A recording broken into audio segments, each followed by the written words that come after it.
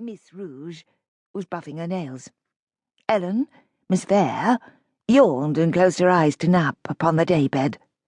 Lizzie, Miss Pleu, and Louisa, Miss Jaune, were engaged in a quiet conversation, and Tilly, Miss Rose, was reading a romantic novel. Arabella studied the decor of the room in an attempt to distract her mind from the prospect of what lay ahead. It was a fine room, she noted, perhaps one of the finest she had seen. The floorboards were polished oak and covered with a large gold and blue and ivory turkey carpet. The walls were a pale duck-egg blue that lent the room a peaceful ambience.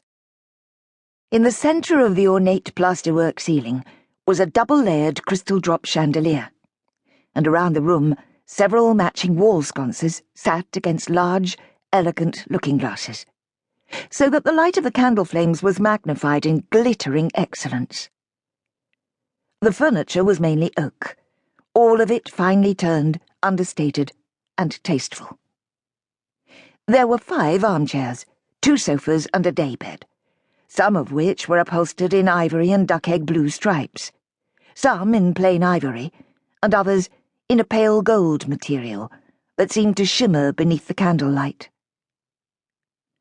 On a table in a corner of the room was a vase filled with fresh flowers, the blooms all whites and creams and shades of yellow. It might have been a drawing-room in any respectable, wealthy house in London. Arabella marvelled at the contrast between the calm elegance of the decor and the crude reality of what went on within these walls, and was faced once more with the stark truth of what she was here to do. She dreaded the moment when some gentleman would arrive and buy her services. Indeed, she had to fight every minute, not just to walk out the door and keep on walking all the way home. But she knew she could not do that. She knew very well why she was here, and the reason she must go through with this. She closed her eyes and tried to calm the nausea and dread that was prickling a cold sweat upon her forehead and upper lip. 100 guineas a week, Mrs. Silver had promised. A fortune indeed. 100 guineas to sell herself. 100 guineas to save them all. Dominic Furneaux, otherwise known as His Grace the Duke of Arlesford, swirled the brandy in his glass while he deliberated over the 4 cards held in his hand.